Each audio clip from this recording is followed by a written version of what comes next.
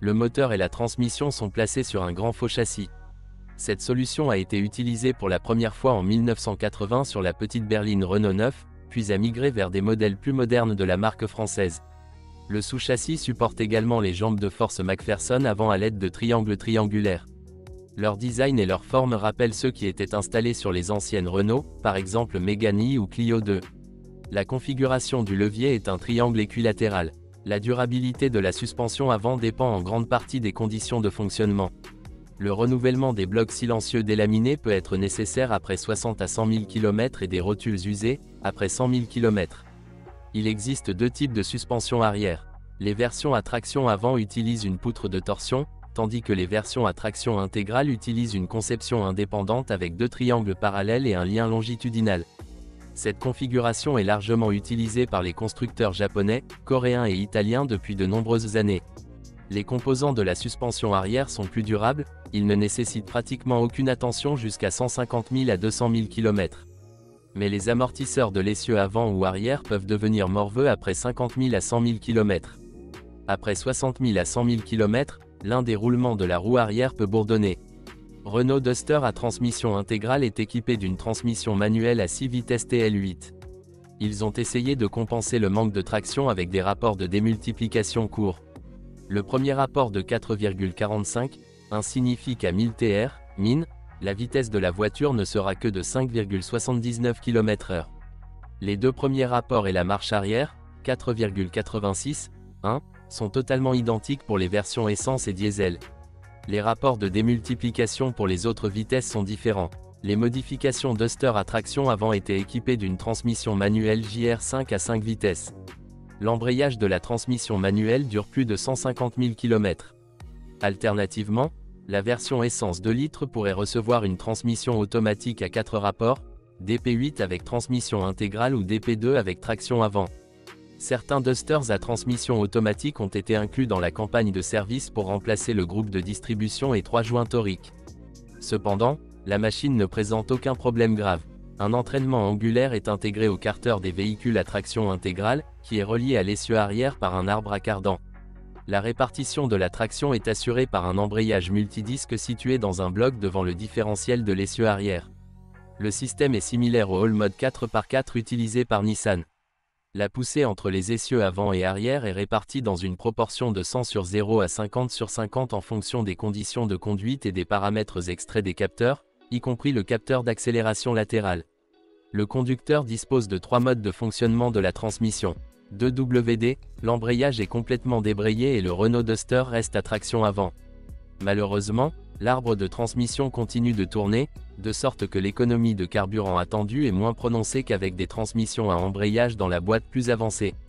Le mode « Auto » vous permet de conduire avec la transmission intégrale automatiquement connectée dans des conditions de fonctionnement normales. En position « Lock », l'embrayage est bloqué et la poussée entre les essieux est répartie dans un rapport de 50/50.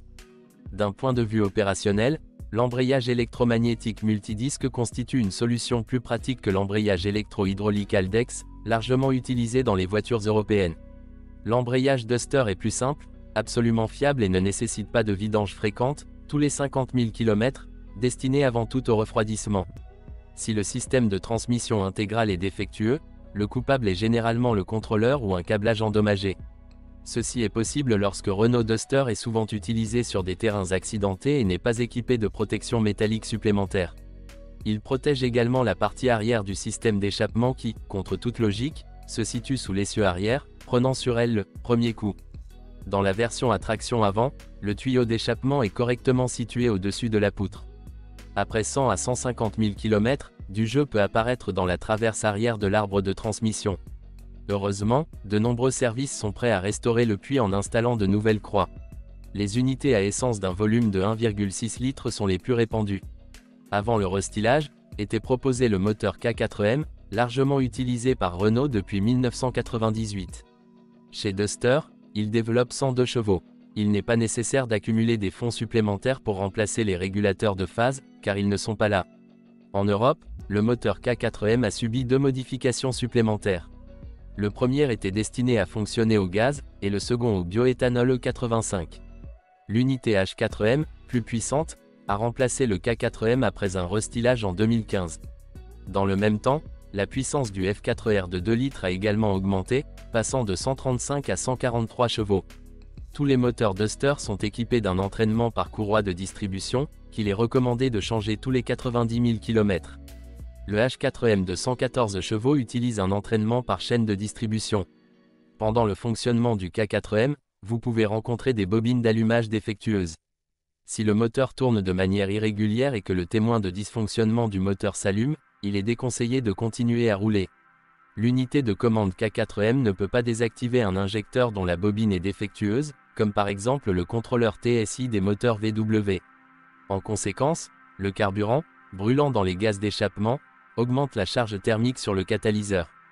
Après 60 000 à 100 000 km, de la buée est parfois détectée au niveau des couvercles de soupape. L'huile est expulsée sous les boulons du couvercle. Le moteur n'a pas d'autre point faible, comme le F4R de 2 litres.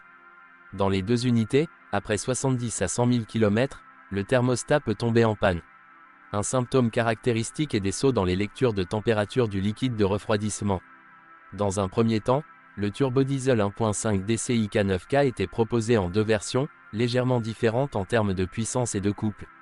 L'option la plus faible avec un rendement de 86 chevaux, a un taux de compression de 17,6, 1 et un système d'injection Common Rail. L'équipement de carburant Delphi est assez complexe, mais assez fiable et maintenable. Cette unité était destinée uniquement aux modifications à traction avant et était donc combinée avec la transmission manuelle JR5. La fiabilité de la liaison est augmentée par l'absence de volant bimasse. Plus tard, une variante 1,5 DCI de 90 chevaux a été proposée. Le taux de compression a été abaissé à 15, 7 sur 1, mais le système d'alimentation en carburant est resté le même.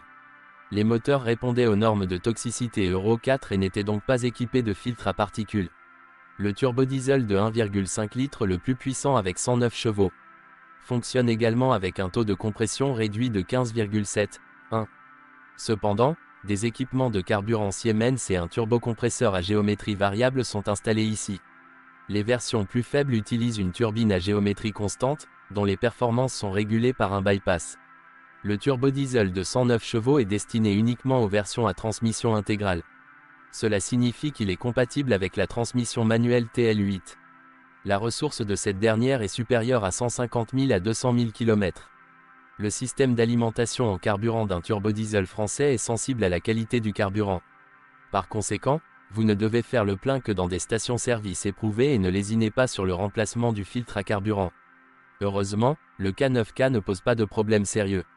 Dans le même temps, après 60 000 à 100 000 km, des difficultés de démarrage peuvent survenir en raison de l'usure du clapet anti-retour des injecteurs de carburant. Après 100 à 150 000 km, le système EGR, recirculation des gaz d'échappement, peut tomber en panne. La raison en est l'usure des pièces en plastique de l'entraînement de la vanne EGR. De nombreuses personnes ont entendu parler de problèmes liés au roulement de bielle du moteur K9K. Ce défaut est inhérent à toutes les versions du 1.5 DCI turbodiesel, puisque la conception du mécanisme à manivelle est quasiment identique. La maladie est particulièrement courante en Europe, où l'intervalle de vidange d'huile est de 20 000 à 30 000 km. Cependant, le constructeur précise qu'en 2013 les doublures ont été renforcées. La meilleure prévention consiste en des vidanges d'huile plus fréquentes, une fois tous les 7 à 10 000 km. Avant le restylage, les propriétaires de Dusters Diesel étaient tenus de mettre à jour l'huile tous les 10 000 km. Après le restylage, l'intervalle d'entretien a été augmenté à 15 000 km. Jusqu'à présent, aucun cas d'usure prématurée des doublures sur Duster n'a été identifié. Cependant, les experts recommandent de changer les doublures à titre préventif après 100 à 150 000 km. Le service après-vente officiel prend près de 4,5 heures pour démonter et réinstaller le carter d'huile, ainsi que pour préparer son remplacement. Il faut encore 4 heures pour remplacer directement les écouteurs. Les mécaniciens expérimentés recommandent également d'installer de nouveaux boulons, bien que le fabricant ne l'exige pas. La durabilité de la peinture de Duster n'est pas différente de celle de ses concurrents. Bientôt, des éclats et des rayures se formeront. Un certain nombre de propriétaires de voitures 2012 à 2013 ont découvert après 1 à 3 ans des fissures dans la peinture du toit, dans la rainure de drainage, plus près de la porte du coffre. Le fabricant a reconnu le défaut et a augmenté la longueur de la soudure dans la zone problématique. Cette maladie n'apparaît pas dans les spécimens collectés après 2013. Parfois, de l'eau pénètre dans le compartiment moteur. Il s'écoule dans le tube d'alimentation en fluide jusqu'à la laveuse. Les bus de lave-glace sont installés sur le capot sans joint en caoutchouc. De plus, le corps de l'injecteur peut être défectueux ou fissuré. Des conséquences désagréables se produisent lorsque du liquide pénètre dans la bobine d'allumage, elle tombe en panne. En été, de temps en temps, une flaque d'eau se forme sous le tapis du passager avant. Il s'agit de la condensation provenant de l'évaporateur du climatiseur. Il pénètre dans la cabine en raison d'une déconnexion des éléments de drainage ou d'un montage négligent sur le convoyeur. Après restylage, le problème est moins fréquent.